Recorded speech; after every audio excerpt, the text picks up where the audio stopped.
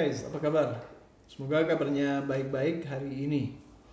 Hari ini saya mau cerita satu buku kecil yang eh, sangat berarti buat saya karena banyak hal. Bukunya berjudul ini, The Other Side of Me, atau bahasa Indonesianya Sisi Lain Diriku. Buku ini adalah memoir dari Sidney Sheldon. Lihat, nah, Sidney Sheldon ini kan terkenalnya sebagai penulis cerita detektif, cerita roman juga ada, dan juga aksi gitu. Kadang-kadang campuran antara crime, romance, and action gitu. Dan orang ini terkenal sebagai novelis dan karyanya sudah diterbitkan ke banyak sekali bahasa ya. Saya menerjemahkan buku ini pada tahun 2006 dan pada tahun 2007 bukunya diterbitkan oleh Gramedia Pustaka Utama. Dan yang ingin saya ceritakan hari ini adalah bahwa buku ini menyingkap sisi lain seorang Sidney Sheldon yang tidak banyak diketahui oleh orang, khususnya di Indonesia ya. Kenapa begitu? Begini ceritanya. Pertama, kita tahunya Sidney Sheldon itu hanya sebagai seorang novelis yang karyanya sangat populer dan diterjemahkan dalam bahasa Indonesia dan diterbitkan oleh Gramedia, dan bisa kita temukan dengan mudah kalau zaman dulu di perpustakaan rental itu. Perpustakaan rental itu kan biasanya perpustakaan kecil, hanya satu ruangan yang isinya novel-novel dan komik dan buku-buku ya bisa dibilang populer lah.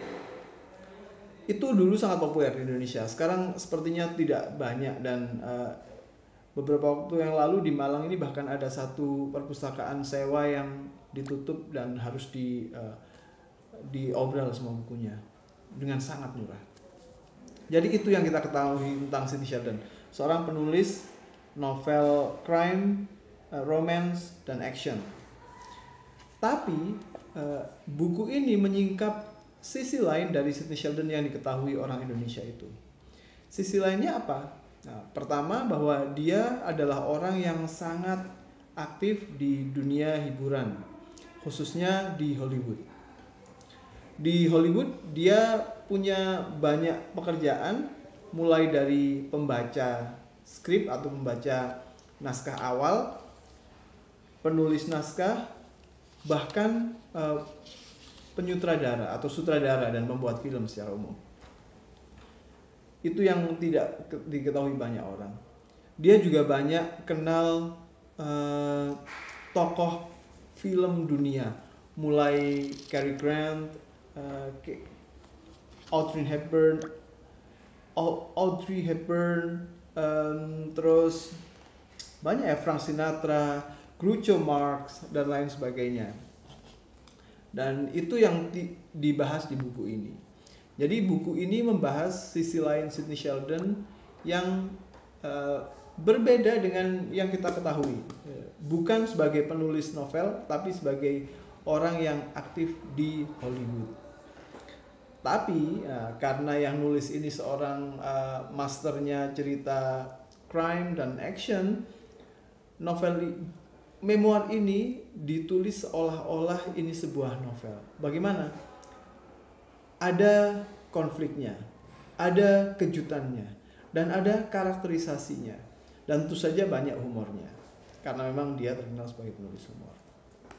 Oh iya, satu hal yang perlu saya share di sini adalah ketika saya melihat nama Sidney Sheldon di toko-toko atau di perpustakaan rental untuk pertama kalinya, saya benar-benar heran, kok sepertinya saya akrab dengan nama ini. Dan berbeda dengan bayangan saya, Sidney Sheldon itu saya pikir perempuan sebelumnya. Tapi ketika di novel-novel itu saya lihat fotonya laki-laki, saya jadi pertanyaannya, di mana ya saya kenal Sidney Sheldon ini?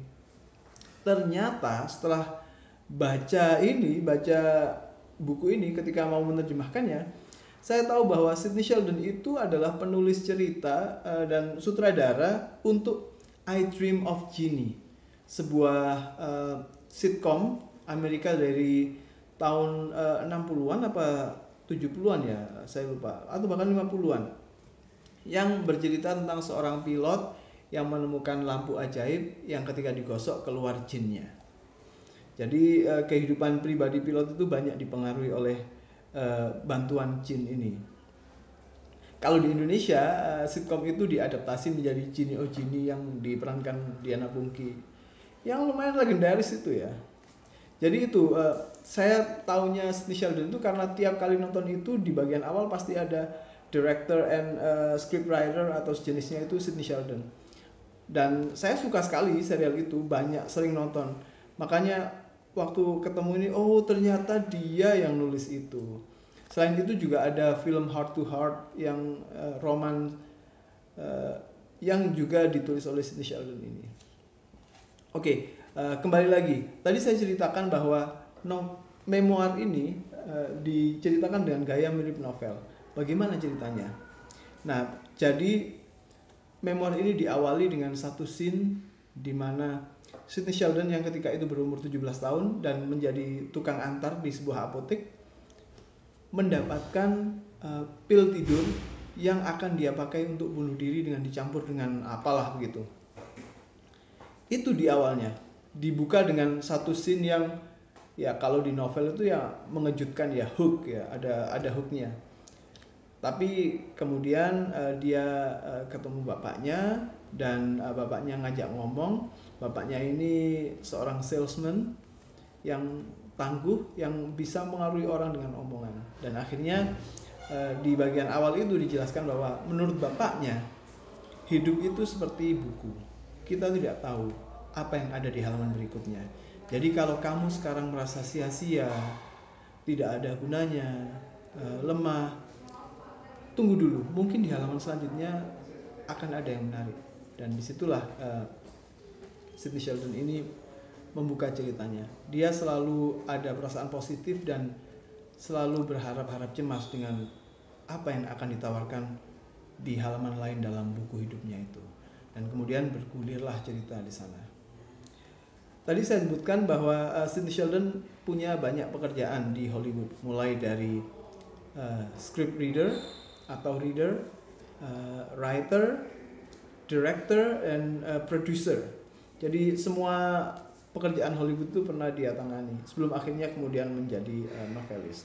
Nah, satu hal yang ingin saya soroti adalah pekerjaan script reader atau reader. Di buku ini hanya disebut reader, tapi sekarang yang lazim adalah script reader. Apa pekerjaan itu? Pekerjaan itu intinya adalah sebagai pembaca. Apa tugasnya seorang pembaca? Seorang pembaca itu tugasnya adalah membaca novel yang dipesan oleh seorang produser. Setelah membaca novel itu, si pembaca ini diminta membuat sinopsis. Sinopsisnya mungkin hanya 2 atau 3 halaman.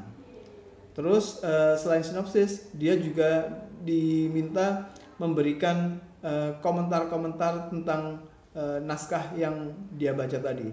Naskah yang dia baca itu bisa berupa novel, bisa berupa naskah mentah, atau bisa berupa manuskrip lah. Nah, si pembaca ini harus membaca tadi dan kemudian menuliskan isian-isian yang pada akhirnya adalah untuk memberikan rekomendasi kepada produser apakah naskah ini bagus untuk bisa dikembangkan menjadi film atau tidak. Inti dari pekerjaan itu adalah membantu produser mencari calon naskah sebanyak-banyaknya yang bisa digarap. Pembaca ini membuat produser tidak perlu repot-repot membaca banyak naskah dan membaca banyak sampah istilahnya di sini, karena tidak semua naskah itu ternyata bagus. Dan itu membuat Hollywood dalam hal ini bisa membuka mata lebar-lebar mencari naskah yang terbaik yang ada di luar sana untuk kemudian diproses dan menjadi novel, menjadi film. Saat ini pekerjaan ini disebut sebagai script reader. Tugasnya orang ini adalah membaca skrip terutama. Nah, skrip yang diajukan oleh para penulis. Dan kadang-kadang novel juga, tidak hanya skrip. Tapi sekarang pekerjaannya memang disebut script reader. Tujuannya tetap sama, membuka mata atau menjadi mata kedua bagi produser untuk mencari naskah bagus. Saya rasa begitu saja kawan-kawan tentang buku kecil ini.